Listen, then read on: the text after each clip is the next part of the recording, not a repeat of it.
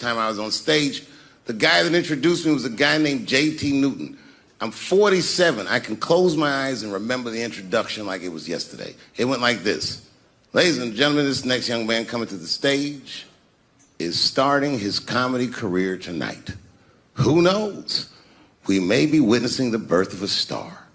Please welcome David Chappelle.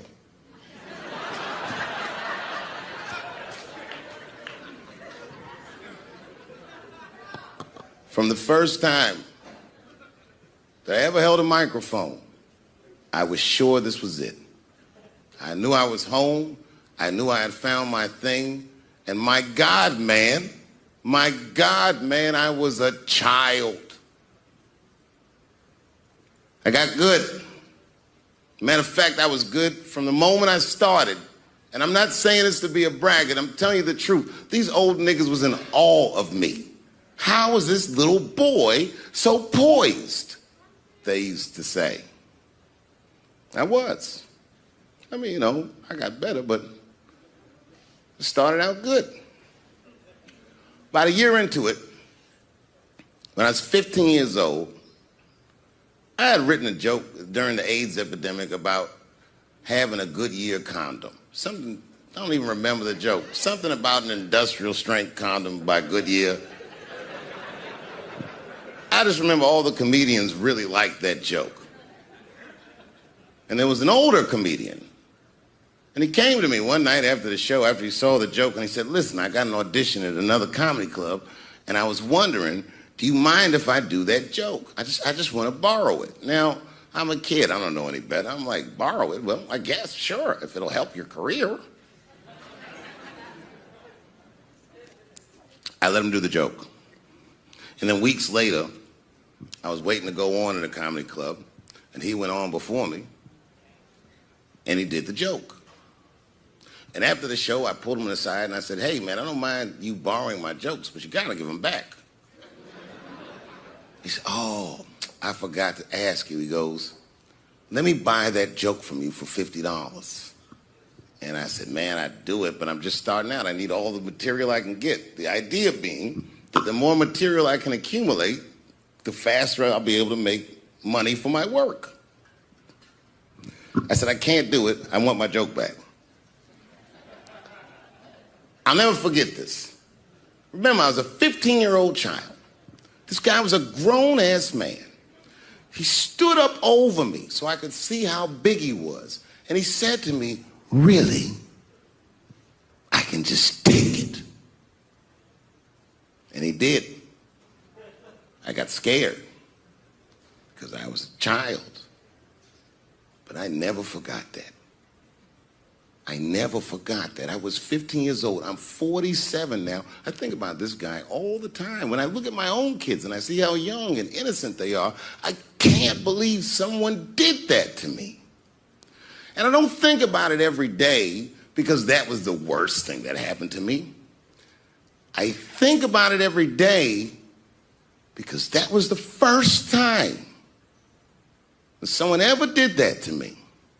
But in my career, it has happened many, many times since, where someone would intimidate me or scare me and take something that I believe was mine. I'll tell you another story. Now I'm 18 years old. I'm living in New York City, and I just finished my first road tour, which was a very difficult tour. I'll spare you the details. Now I'm back in New York, but my rent is paid, thank God.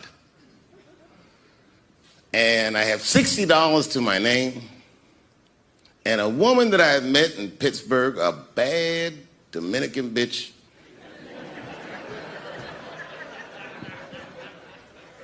was coming to New York. She was going to spend the weekend with me.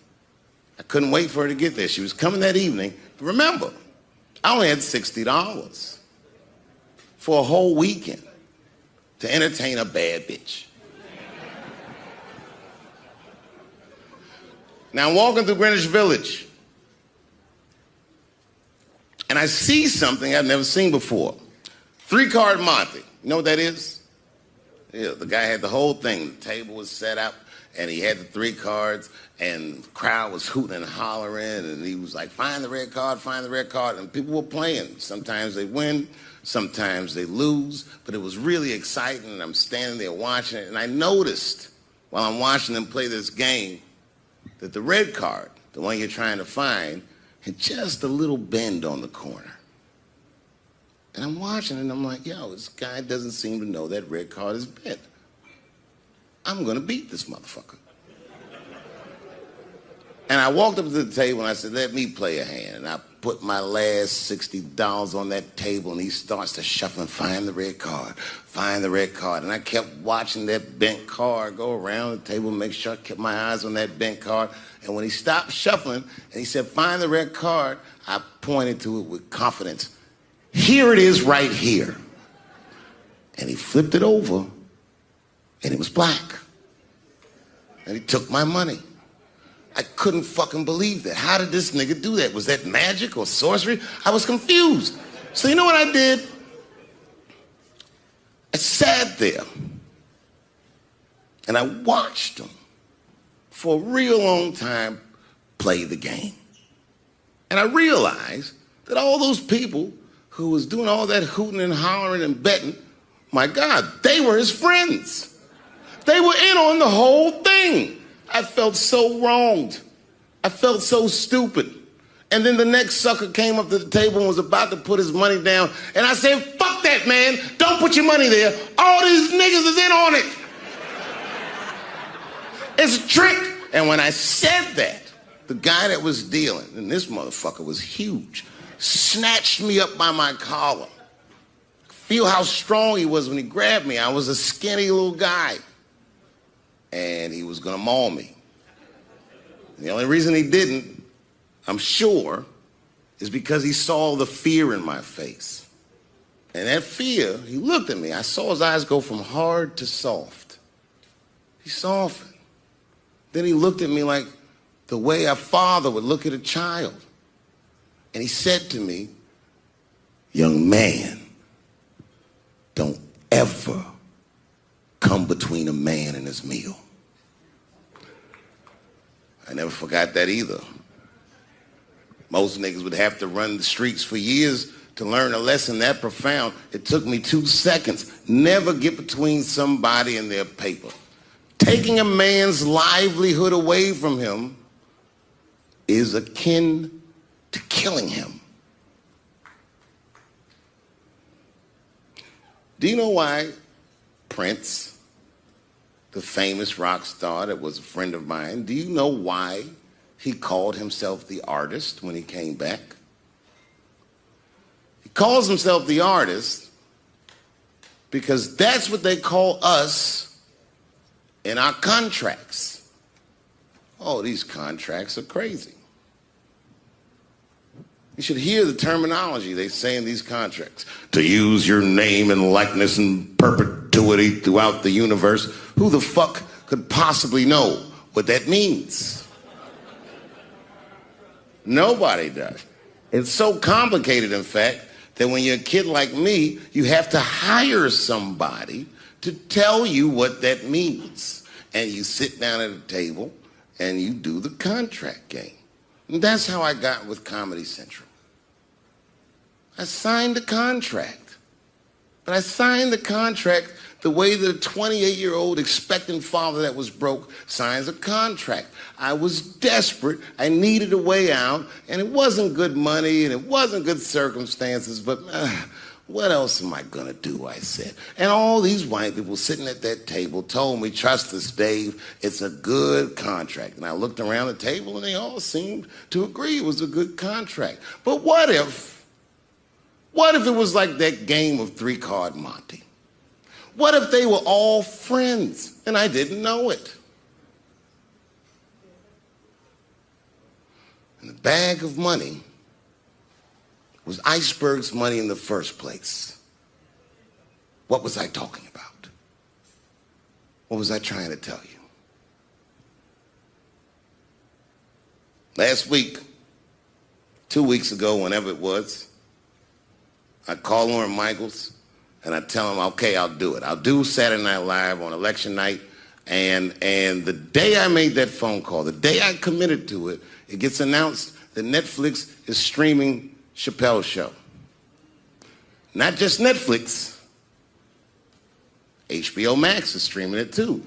I'll tell you another story about HBO. No, hear me out. Did you know, before Chappelle's show was at Comedy Central, I pitched that show to HBO. I told them what I wanted to do. Now, these are executives. All they have to do is say, yeah, we'll take it, or no, thank you, we won't. But they didn't say either of those things. They went too far. They said, literally, what do we need you for? That's what they told me, as they kicked me out of the office. What do we need you for? And here we are, all these years later, and they're streaming the very show that I was pitching to them. So I'm asking them, what do you need me for?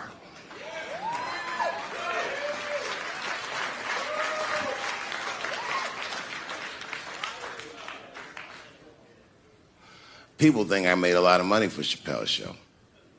When I left that show, I never got paid. They didn't have to pay me because I signed the contract. But is that right? I found out that these people were streaming my work and they never had to ask me or they never had to tell me. Perfectly legal because I signed the contract. But is that right? I didn't think so either. That's why I like working for Netflix. I like working for Netflix because when all those bad things happened to me, that company didn't even exist.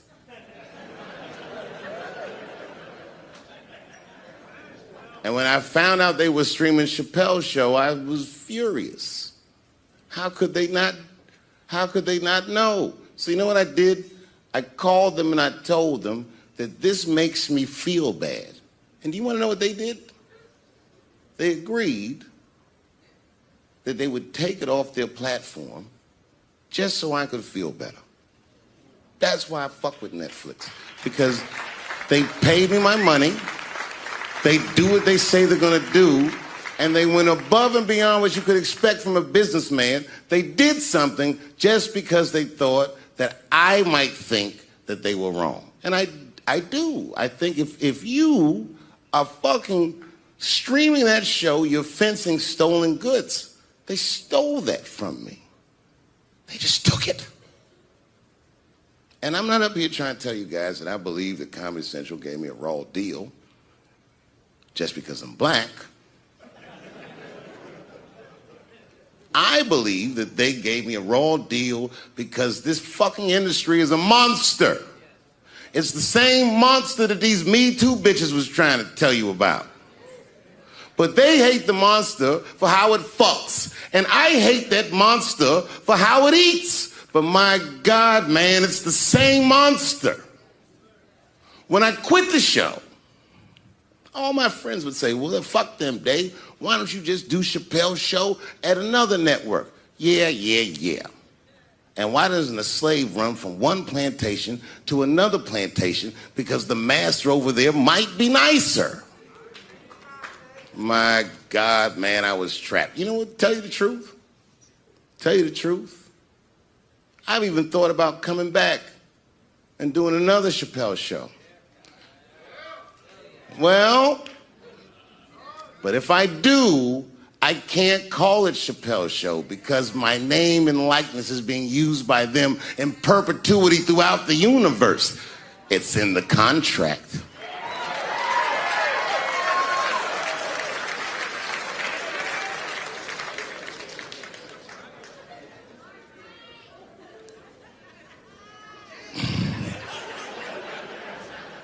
You're not supposed to do this in my business.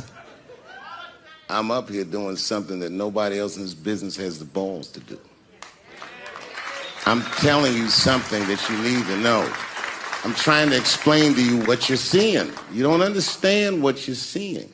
I am publicly flogging a network. And I know that this network niggas, they watching me and they saying, why are you doing this so publicly?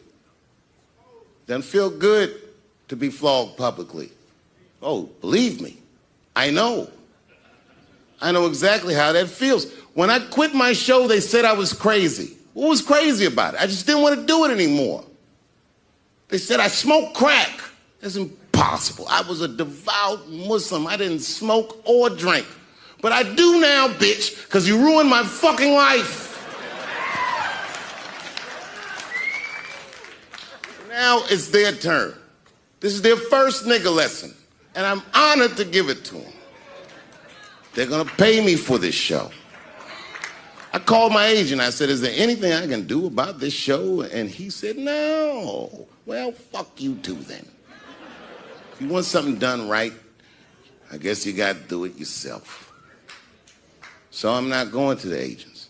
I'm coming to my real boss. I'm coming to you. I'm begging you. If you ever liked me, if you ever think there was anything worthwhile about me, I'm begging you. Please don't watch that show. I'm not asking you to boycott any network. Boycott me. Boycott Chappelle's show. Do not watch it unless they pay me.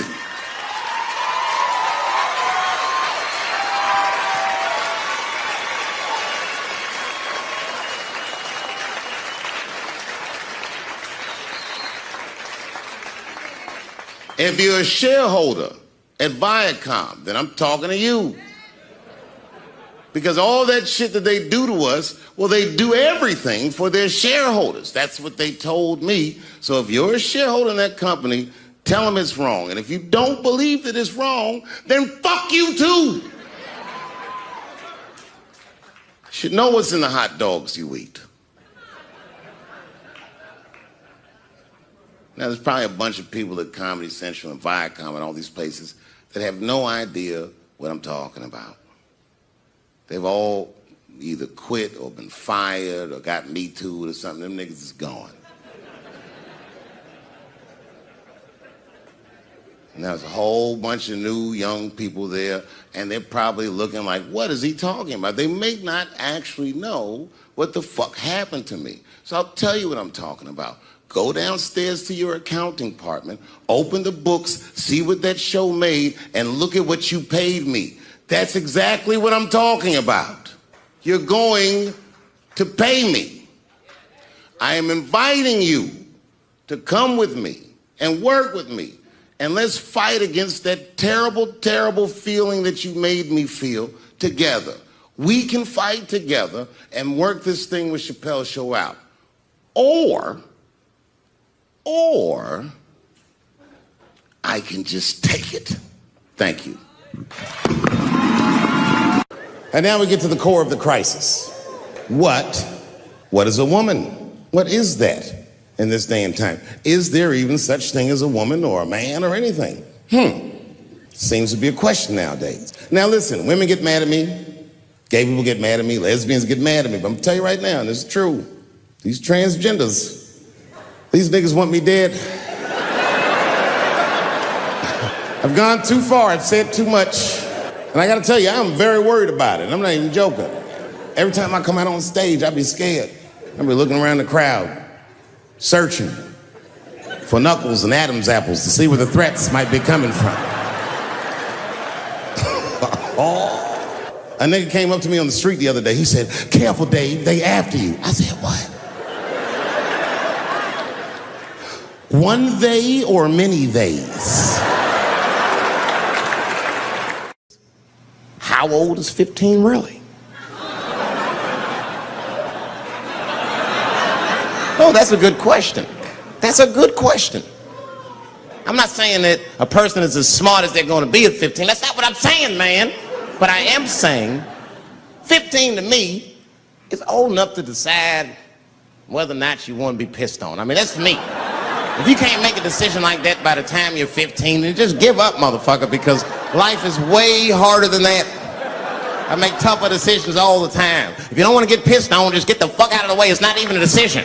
If I start peeing on the front row, they're not going to have to calculate and think, oh, how do I feel about this? Am I okay with it? They just move. You can do that at 15. I could have.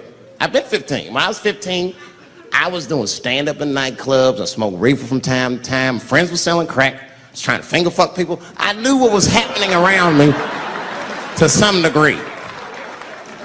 Getting pissed on was the least of my worries at 15. Trust me.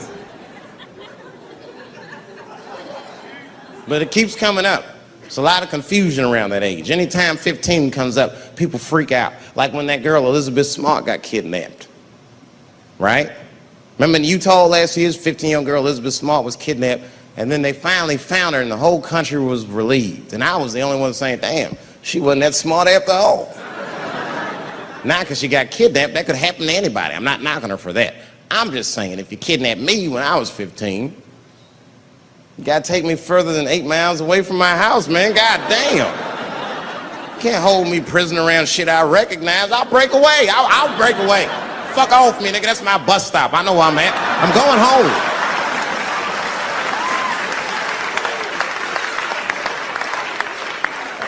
She was missing for 6 months, 8 miles away from my house. It was a great night. I remember the late, great Paul Mooney was there. A bunch of fly-ass comedy niggas was there.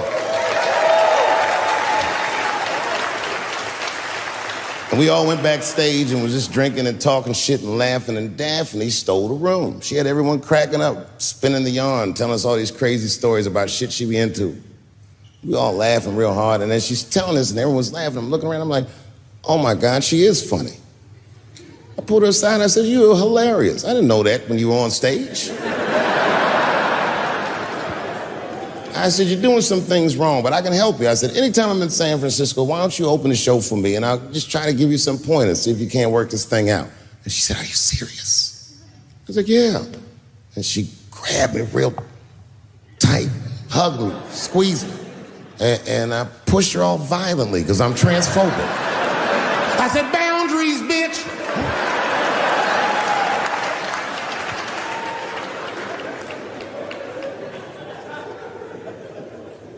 When Sticks and Stones came out, a lot of people in the trans community were furious with me, and apparently they dragged me on Twitter. I don't give a fuck, because Twitter's not a real place.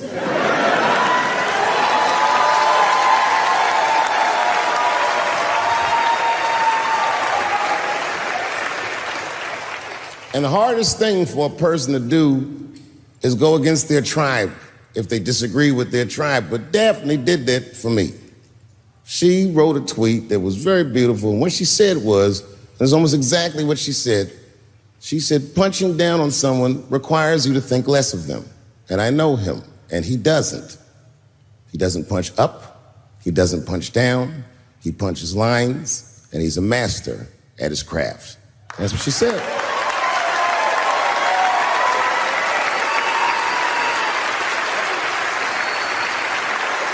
Beautiful tweet.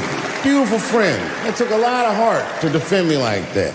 And when she did that, the trans community dragged that bitch all over Twitter. For days, they was going in on her, and she was holding her own because she's funny. But 6 days after that wonderful night I described to you, my friend Daphne killed herself. Oh, yeah. It's a true story. My heart was broken. Yeah, it wasn't the jokes. I don't know if it was them dragging her. I don't know what's going on in her life, but I bet dragging her didn't help. I was very angry at them. I was very angry at her. I felt like Daphne lied to me. She always says she identified as a woman, and then one day she goes up to the roof of a building and jumps off and kills herself. Clearly, only a man would do some gangster shit like that. Hear me out. As hard as it is to hear a joke like that, I'm telling you right now, Daphne would have loved that joke. That's why she was my friend.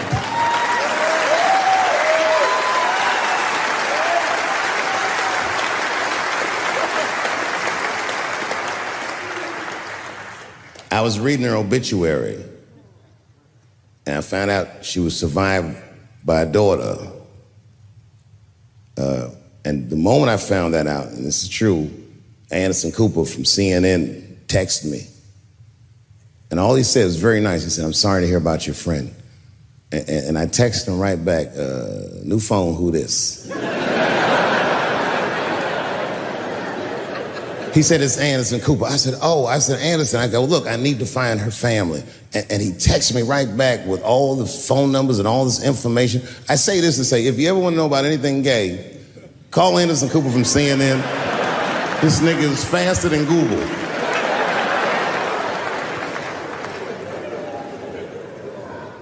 What I did is I got in touch with the family and I started a trust fund for her daughter, because I know that's all she ever really cared about.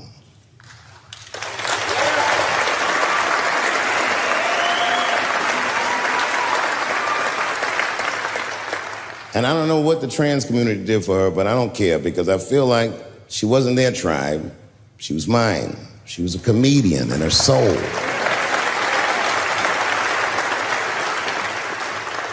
Her daughter is very young, but I hope to be alive when she turns 21, because I'm going to give her this money myself. And by then, I'll be ready to have the conversation that I'm not ready to have today. But I'll tell that little girl, young lady, I knew your father. And he was a wonderful woman.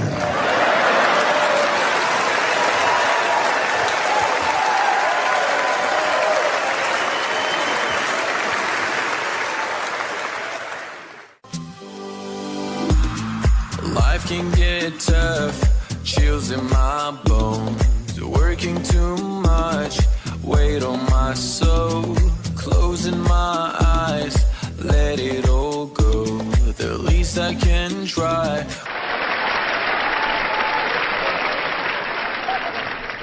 Sometimes, sometimes racism works out in black people's favor. Now, it doesn't happen often. It happens very rarely, but when it happens, it is fucking sweet.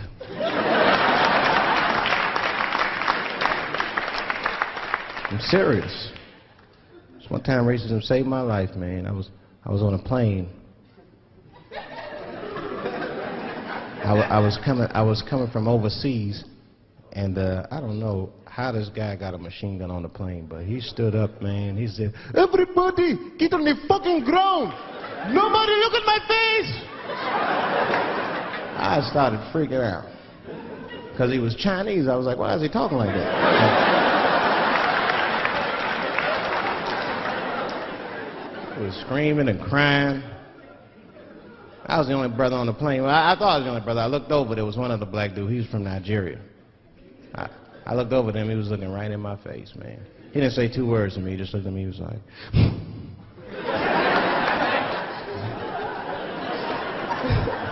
He didn't need to talk, I knew just what he was talking about. I looked right back at him, that's right.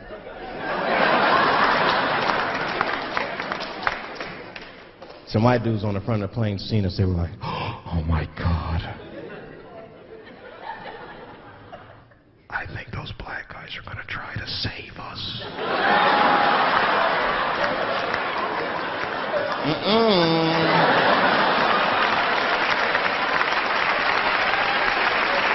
We were just communicating that we understood the situation. We were both seeing the same thing. What we understood was simple. Terrorists don't take black hostages. That's the truth. I have yet to see one of us on the news reading a hostage letter. They is treating us good. We all chilling and shit. I'd like to give a shout out to Ray Ray and Big Steve and Central Newport.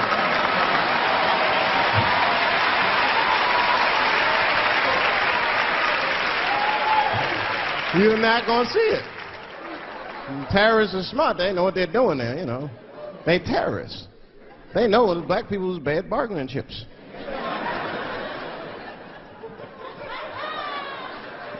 They called the White House. Hello? We have got 5 black... Hello?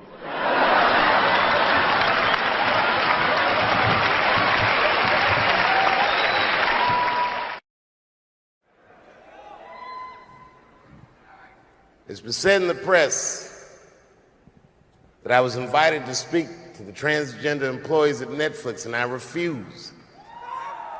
That is not true. If they had invited me, I would have accepted it, although I am confused about what we are speaking about. I said what I said, and boy, I heard what you said. My God, how could I not? You said you want a safe working environment at Netflix. Well, it seems like I'm the only one that can't go to the office anymore.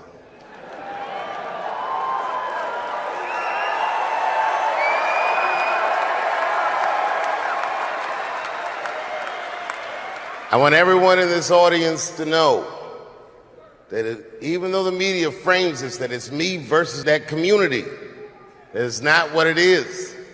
Do not blame the LGBTQ community for any of this shit. This has nothing to do with them. It's about corporate interests and what I can say and what I cannot say.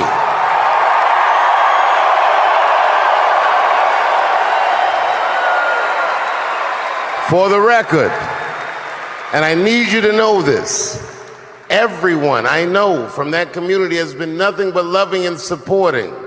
So I don't know what all this nonsense is about. In summer 2020, when the whole world shut down, I was outside doing shows. My neighbor had a cornfield, and he let me throw shows there, and people came from all over the country. Some people came from around the world to see those shows. The best comedians on earth came to my home and broke bread with me. And we lived our lives. We found a way to keep moving forward. I made a whole documentary about it. The first night of those shows was a piece that some of you might have seen. It was called 846, and it dealt with the death, the murder of George Floyd.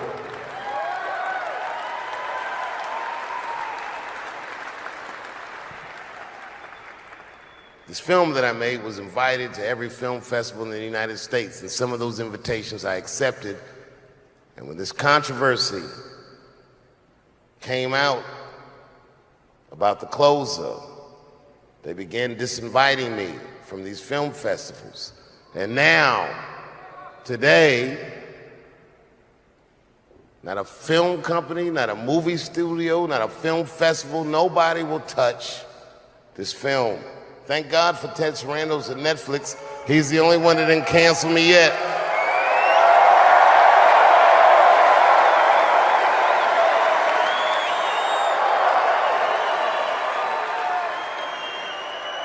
To the transgender community, I am more than willing to give you an audience, but you will not summon me. I am not bending to anybody's demands.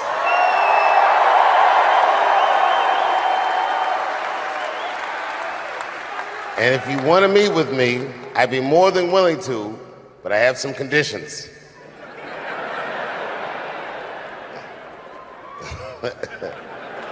First of all, you cannot come if you have not watched my special from beginning to end.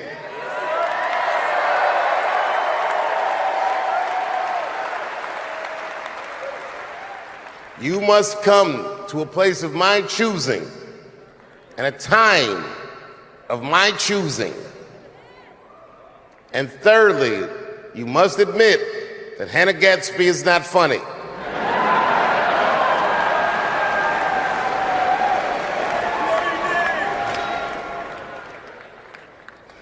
I desperately want people to see this movie, but I understand why investors would be nervous. Since nobody will touch it, I'll tell you what I'll do. I will make it available for all of you in 10 American cities, going on sale in the next few days. You will be able to see this movie in its entirety, and you can see what they're trying to obstruct you from seeing. And you can judge for yourself, but you cannot have this conversation and exclude my voice from it. That is only fair. You have to answer the question, am I canceled or not? Then let's go. Thank you very much, and good night. You know who I feel real bad for is Indians. Everybody feels bad for Indians. They get dogged openly because everybody thinks they're dead. These motherfuckers are not all dead, all right? I've seen With my own eyes, I've seen a gathering of 1,500 Native Americans. They were all gathered in one place. The place is called Walmart in New Mexico. There's Indians everywhere. I'd never seen Indians before. I wasn't even sure if they were Indians. It's fucked up, but I asked one of them. It's not nice, but I seen him in the sports section looking at bows and arrows. I had to say something, excuse me. I don't mean to be rude. Are you an Indian? And he was cool. Yes. Yes, I'm Indian. Still didn't believe him. I had to test him to be sure. This is fucked up. But I had a gum wrapper in my pocket, so I balled that shit up and I threw it on the floor. And a single tear came out his eye. I said, oh, shit. I had so many questions. So what tribe are you from? I am a Navajo. I said, word. I studied you in social studies. You're a hunter-gatherer, correct? He said, I guess so. That's what you wish to call it. I said, why? What do you call it? He said, I am an alcoholic.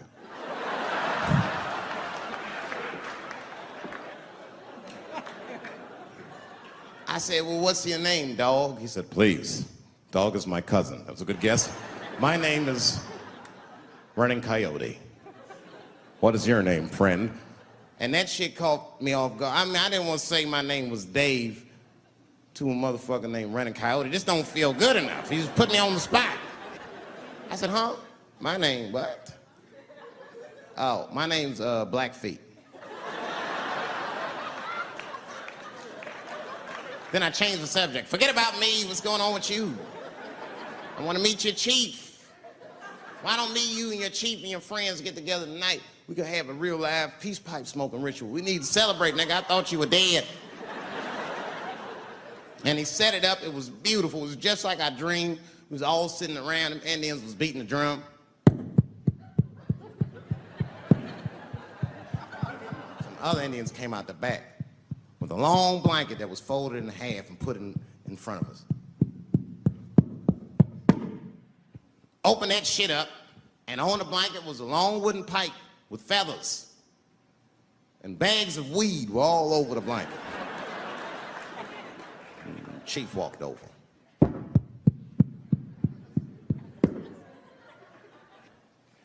The big ones are 50. The little ones are 25. And these are 10.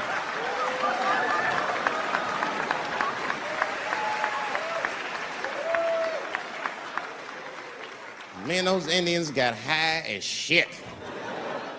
I was baked. I told the chief, he was talking, I cut him off. Time out, chief. Sorry to interrupt. Fucking smashed, man. The weed's too strong. I'm itching. This is PCP. The spirits have got me. Chief, the spirits have got me. And the chief threw some water in my face. Calm down, blackface. Splash. I said, hey, it's Blackfeet, motherfucker. Take it easy.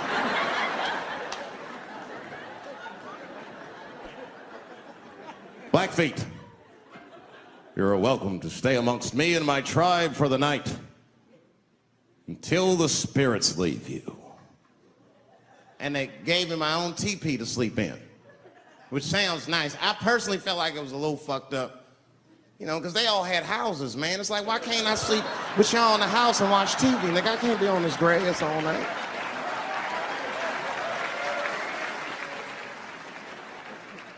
Yeah, Indians is rude, man. Everybody's rude. Indians, they eat nasty food. All they ate was corn and shit.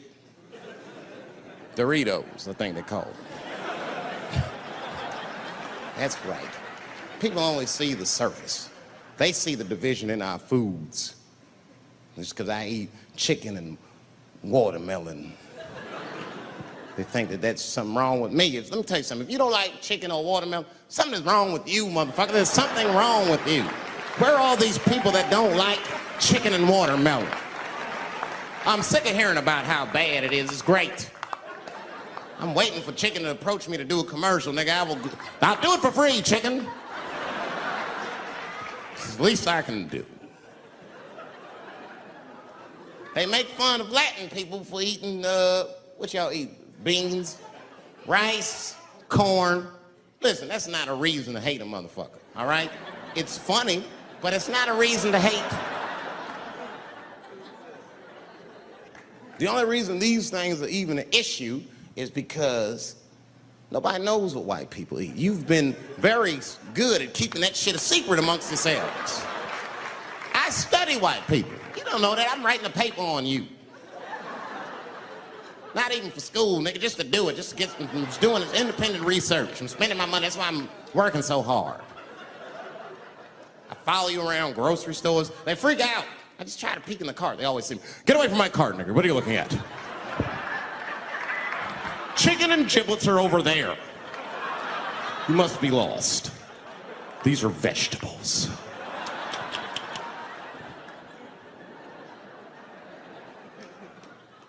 I know what you drink. See how quiet I got? Grape juice. Surprise, motherfuckers, you didn't know I knew about grape juice, did you? Oh, don't play dumb with me. Looking at what is it?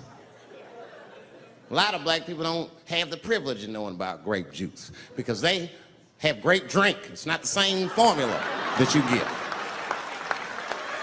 Ain't no vitamins in that shit. You might have one of your black friends over. Todd, would you care for a glass of grape juice? What? Nigga, what the fuck is juice? I want some grape drink, baby. It's purple. I don't think I know what a grape drink is. What? I have some apple juice if you want. What the fuck is juice? I want some apple drink. Scream.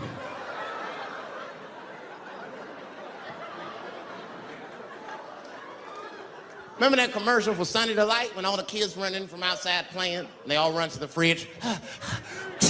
All right, I got some purple stuff, some Sunny D. As soon as you say Sunny D, all the kids go, yeah! Watch the black kid in the back. If you ever see that commercial again, look at that black kid. He'd be like, I want that purple stuff. That's drink, nigga, that is drink. They want drink. I want all them vitamins, nigga, I went drink. Sugar, water, purple. That's the ingredient, sugar, water, and of course, purple.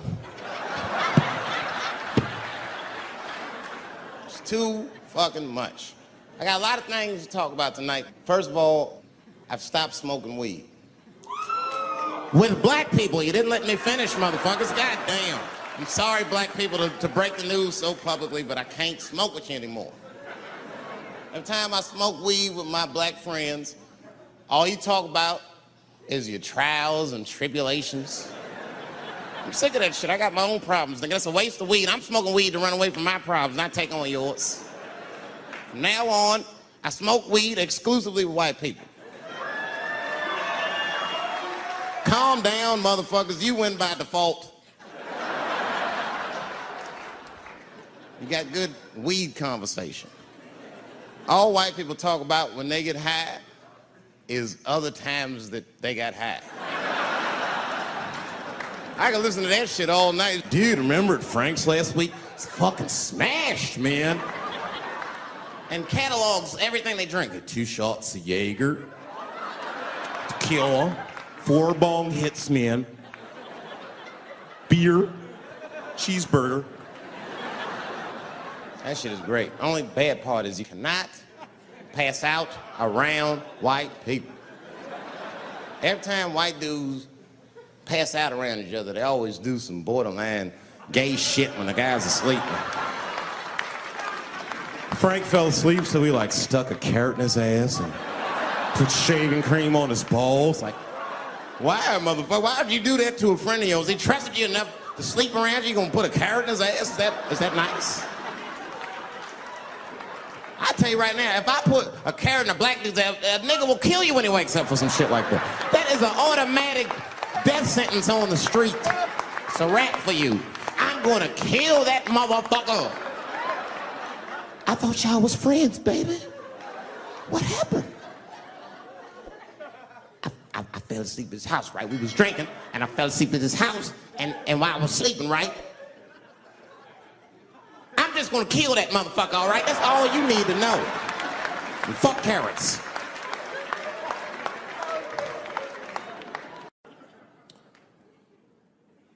The second time I met O.J. Simpson,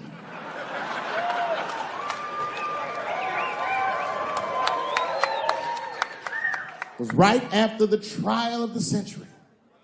There I was, now a young man of probably 23. O.J. Simpson was the most famous or infamous face on planet Earth. I was in a restaurant in Beverly Hills with my agents. I wasn't alone in the restaurant, but I was alone. I was the only black person in the restaurant. And in the 90s, that felt very uncomfortable. Now I tend to enjoy it at this age.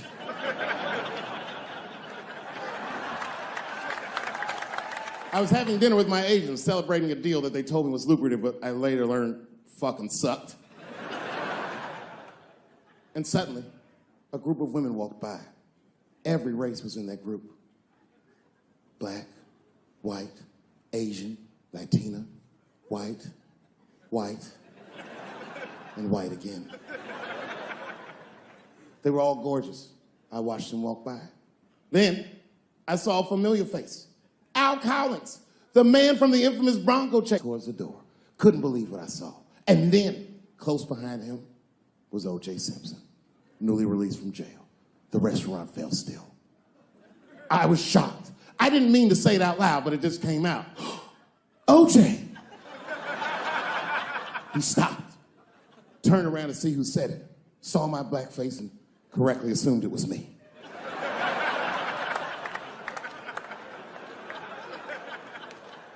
I was sitting in the corner of the booth. He leaned over all the white people I was having dinner with and shook my hand. How are you, young man?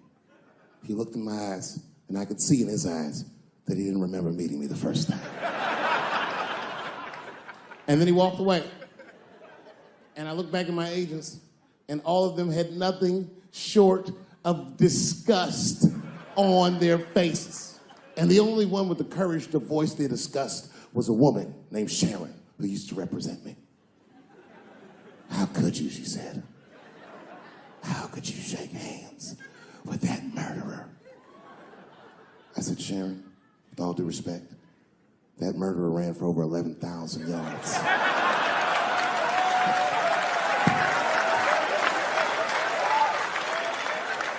And the glove didn't fit. Glove didn't fit. Get over yourself. Some people can't do that. Some people just can't get over themselves. Gay people have a hard time doing that recently. Here we go. Here comes the deep water. No, recently I've noticed that. I noticed that with that Manny Pacquiao controversy. Yeah, no, it was now in the gay community's defense, Manny Pacquiao said some outlandish shit about gay people. Very, very not nice things that I won't repeat, but there was biblical verses and some analogies to animals. Wasn't a good look. Nike took his shoes immediately, which I thought was a little harsh. A little harsh. You know what I mean? Because he's, just because he's Asian. You know what I mean? Fuck, you gonna take shoes off Asian dude to appease a gay dude. You know what I mean? No? You don't know what I mean. But Asian people kind of know what I mean. No? No Asians in the front? No? No, this is what I mean. Okay, look. Okay, you're an Asian dude. No, I say this with no disrespect. But we're all Americans, right? And we can agree that America has a huge body count all over the world, but nowhere more than Asia. Literally, if you look at history, recently, we have bombed the masculinity out of an entire continent. We dropped 2 atomic bombs on fucking Japan, and they've been drawing Hello Kitty and shit ever since. There's a lot of lady boys in the wake of our bombs. And I know these things because my wife is Asian. She's Filipino. All right, well, okay, so that explains it. Now you know why you see me at all those Filipino events. I'm not there picking up pussy, I'm dropping some off.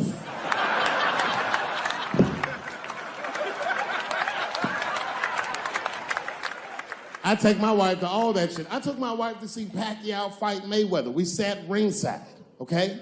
That was a quiet car ride home. That's what that was. But if you know what's popping in the Philippines, you know that they got a whole generation of kids in the Philippines growing up without their mothers. Yes. A lot of women in the Philippines go to the Arabian Peninsula, they come to the United back home, which is still one of the #1 staples in the Philippines economy, money that their expats send back to the Philippines.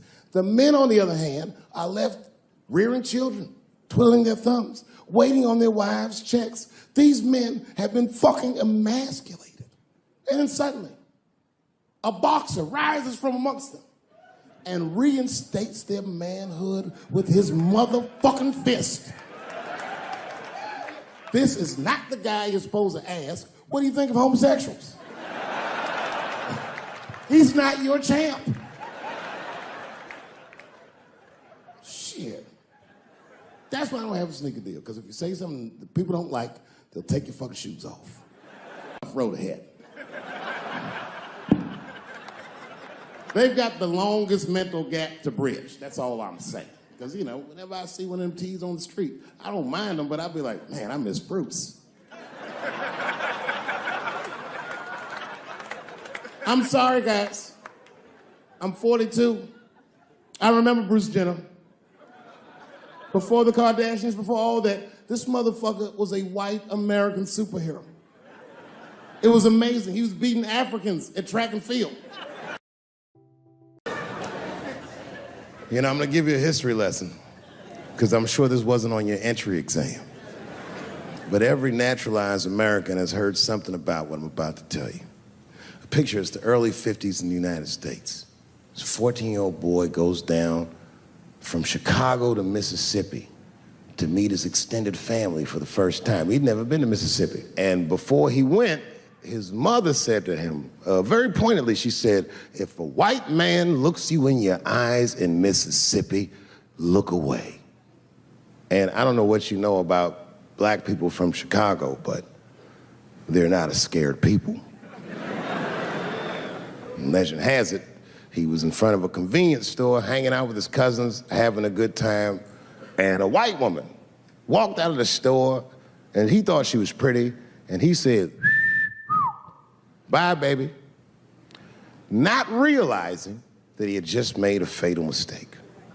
4 days later, a group of adult white men burst into this family's home and snatched a 14-year-old boy out of bed in front of his family that was powerless to stop them, and he was never seen alive again. His name was Emmett Till. They found his body maybe a few days later. It was in a creek, tied to a wheel so it would sink, horribly beaten and bloated. Hideous. And lucky for everybody in America, his mother was a fucking gangster. She was.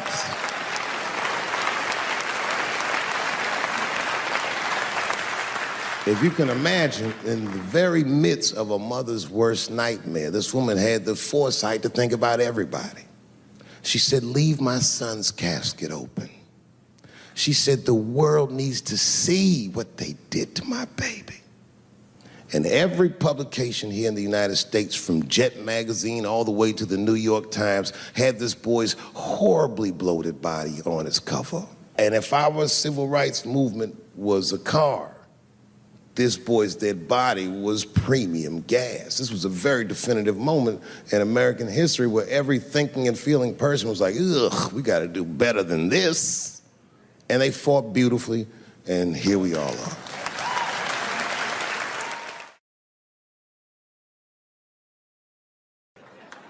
I've been watching that new OJ show. I can't get enough of that shit. Doesn't it bring back good memories? But I forgot how, like, just how polarizing that O.J. case was. And you know, I've met O.J. Simpson on 4 different occasions in my life. And before the end of the show, I will tell you about each of those occasions. The first time I met O.J. Simpson, I was in Santa Monica. Santa Monica? Yeah. I can't believe a black dude was like, Santa Monica.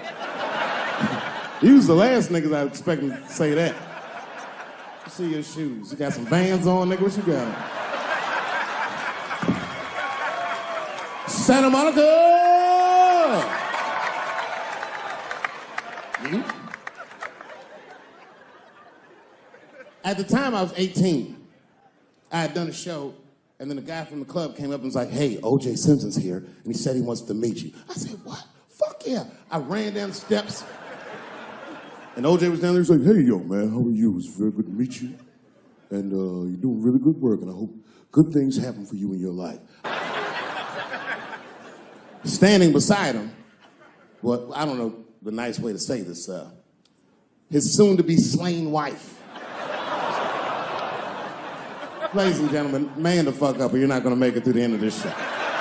Just man the fuck up. She's dead, you already know, we know what happened. We don't know who did it, but we know what happened.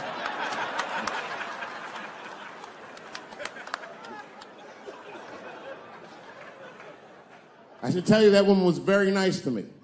She actually embraced me. She said, I think you're adorable. And she hugged me. She goes, good luck to you. And she held me for a long time. And I whispered in her ear, bitch, are you trying to get us both killed?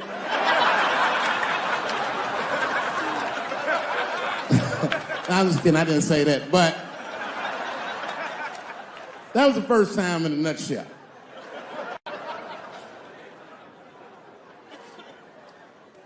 It's good to see so many different people here from so many different ethnicities. Very diverse crowd. Looks like you thought Bernie Sanders was gonna come out in this motherfucker, but surprise, it's me. Yeah. Yeah, no, you know, I'm happy really to see black people come. You know, a lot of black people don't fuck with me like they used to.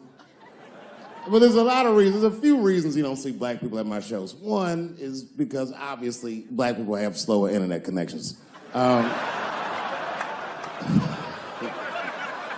mean, that would be my guess. I don't know what. Actually, my own actions drew a wedge between me and the community I hold so dear. A couple of weeks ago, I was supposed to be in Flint, Michigan for a charity benefit that was supposed to raise awareness for the appalling condition of the water in Flint. I don't know if you know this, but the water in Flint is fucking poisonous. It's actually making people sick. I mean, Hollywood people like, so what? At least they have water. This water's fucked up. So a lot of black celebrities flew into Flint, and they did a tremendous charity benefit, and I was on the schedule to appear.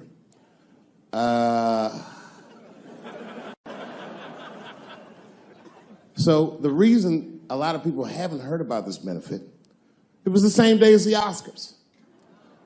Right, I know. So I was on my way to the airport to go to Flint, and then Chris Rock calls me and is like, hey, Dave, I got a ticket for you for the Oscars. Can you make it? And I was like, sure, nigga, I'm on my way to the airport right now. Oh, come on, man. What am I going to do about that water? What am I, a fucking superhero? I need to have fun. I need to live, too. I didn't fuck that water up. Stevie Wonder was there. They didn't need me.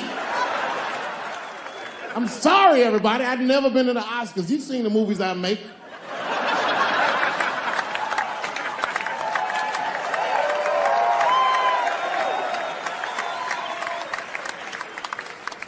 I was excited as fuck. I knew I was gonna get in some trouble because when I was walking in the red carpet, the black press came after me. Excuse me, brother. When you hear somebody call you brother too much, something terrible's about to happen. Excuse me, brother. And then I looked back and the motherfucker had a tuxedo with the kente cloth tie. I said, uh-oh. He said, I just want to ask you a couple questions. I said, what publication are you with? Ongo, what the fuck? Who the fuck reads this? He said, listen, brother, I just want to ask you a quick question.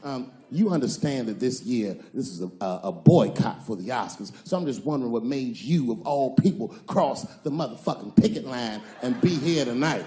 I said, boycott? Nigga, I haven't been working in 10 years. What do you mean, boycott? I've been on strike. Y'all niggas didn't stop working. I had to watch fucking Key and Peele do my show every night.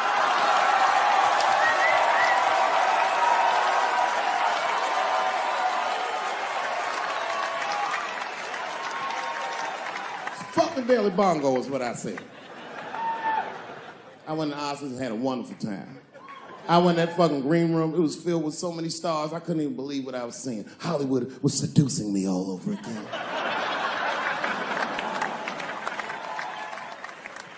I was sitting back there, I'm smoking, drinking with the stars.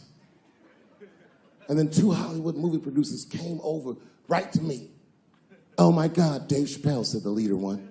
He was obviously gay. Some guys you can just tell. The other one seemed like a money guy, like maybe he was from Texas or some shit. But the gay one was definitely the leader, because he did all the talking. And then he hit me with, so David, do you have any movie ideas that you would like to pursue? The truth is, I don't. But if you know the game, you're not supposed to tell motherfuckers you don't have ideas. I was like, yeah, man, I got plenty of ideas. And he called my bluff. Really? Like what? Huh?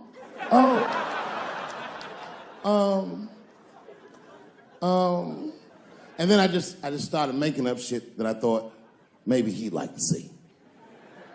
I said, I have a superhero idea. He goes, really? I go, yeah, he's a gay superhero. He was like, really? What's it called? Huh? Oh, it's called Same Hero, New Boots. It's about a gay sous chef in San Francisco. When he's taking out the trash, and is blessed with powers beyond his wildest dreams. Supersonic, gay kind of powers. And he starts saving everybody in San Francisco. But at first, he only saves gay people. Later, he saves everybody, and the whole city just falls in love with him. The only problem is, no one remembers him when he saves them. Well, I don't understand. Why wouldn't they remember him? I said, because, dummy, he's gay. He keeps changing his outfit. People come up, thanks for saving, mister. What's your name anyway? And he's like, same hero, new boots, and that motherfucker flies away.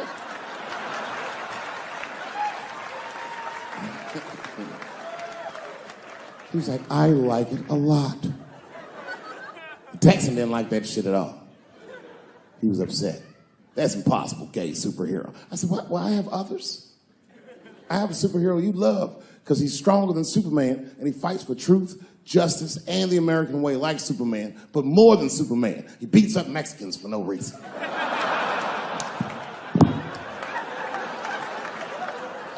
The Texan's like, you got my attention. Do all this great shit. Only problem with this guy is he can't even activate his powers unless he touches a woman's vagina. Not a long touch, just a couple of pats.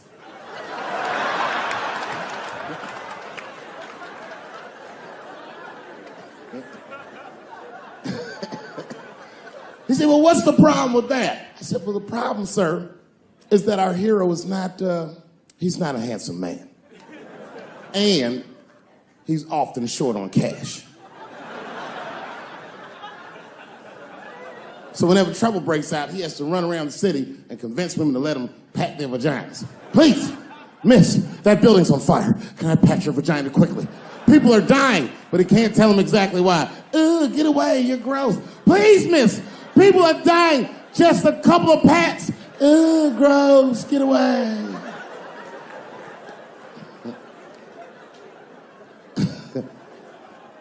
So he rapes them. I know. That's the dilemma for the audience. Because he rapes, but he saves a lot of lives. And he saves way more than he rapes, and he only rapes, but he does rape. I didn't realize it, but the whole green room was looking at us.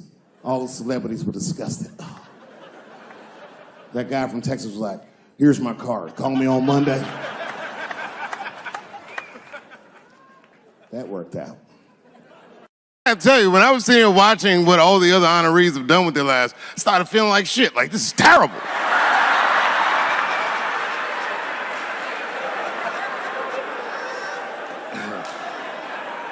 And then Bobo brought me up and started out good with that Ali picture, and then it just... But that coloring book that was in the picture, I know the Ali's are here, that coloring book, my mother has it. And the champ, he signed it. You know, the greatest, he signed it, Muhammad Ali. And his sparring partner was there that day. And his sparring partner signed it, said the next heavyweight champion of the world, Larry Holmes. And he was. And 2-year-old Dave Chappelle colored all in that shit and just ruined the book.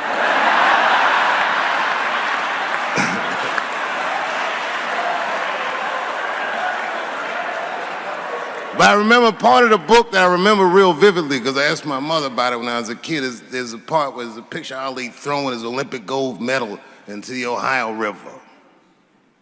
That's why it's so weird for me being here. You know, both my parents were very brilliant. My dad went to Brown in 1955. That's right. He told me at the time he was one of 3 black students. He said one of the guys got accused of a rape that he probably didn't commit, and the other guy killed himself, and Dad said, and I left. And see, that's what makes us Chappelle's great. We know when to quit.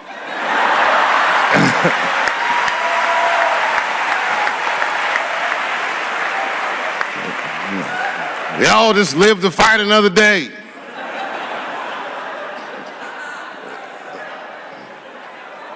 I gotta say, I'm very honored to be here, and I'm very honored to be here with the other honorees. Really, I'm like very humbled by you all, the work that you do, and you all make me want to be better. All of you.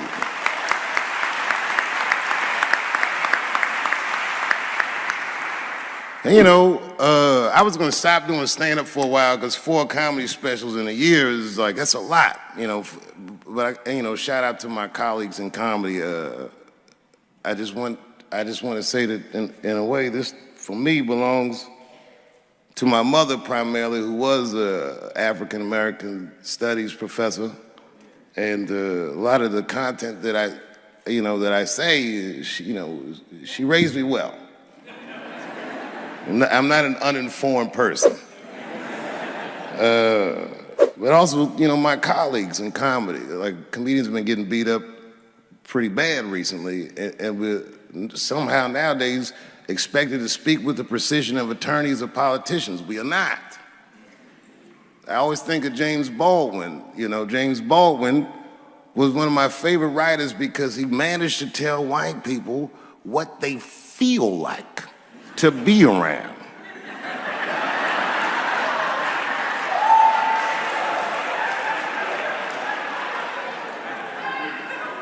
So I ain't gonna hang up my gloves yet. I think I got one more special in me. So to quote Baldwin, God gave Noah the rainbow sign. It's no more water, it's the fire next time. Thank you very much.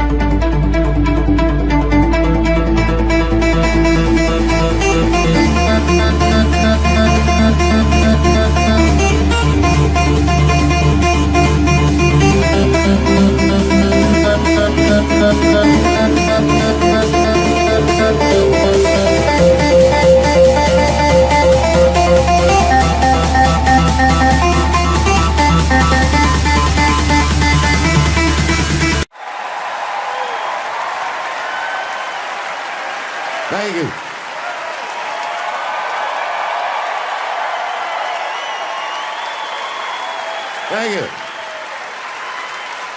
Thank you very much, Dougie. That intro was almost as nice as the one you gave yourself. My favorite part of freedom is art. Could you imagine living in a world where you couldn't say what you feel or think or have to act in a way that's unnatural? This country, 90 years ago when the Apollo started, was like that for African Americans. But the Apollo Theater was a church. We could talk like ourselves to ourselves. When I was 15 years old, I won a contest here in Washington, and the prize is I got to go perform at amateur night at the Apollo. That's right. All the contest winners got put on a bus. We met at Howard University, and the bus took us to Harlem. And I gotta tell you, I had never felt excitement and fear like that. And I walked into that hollowed stage, and right before I went on, I remember I rubbed that log, the log of hope. And I gotta tell you, it doesn't work.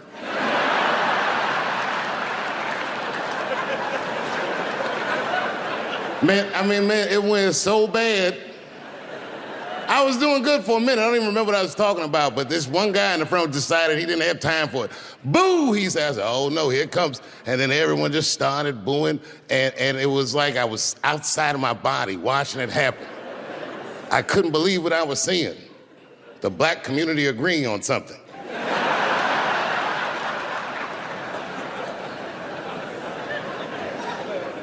And then a siren goes off, loud siren, and the dude they call the Sandman will come out dressed like a clown, and he'll dance you off the stage and swing a bat at you. I was 15, but I can remember thinking to myself, man, I want to beat the out of this guy. It all happened so fast. But that night was the night that I first had the courage to be myself, because before that night, nothing scared me more than being rejected by an audience. But when it happened, I realized, you know what? It's not that bad. And everyone's backstage was like, are you okay? And I was like, yeah, I'm fine. And then the guy that went on after me, which made it worse, did a fantastic job. Got a standing ovation. And you wanna know who it was? Exactly, I don't remember either. Thank you very much, Apollo Theater, for inspiring me and all my heroes.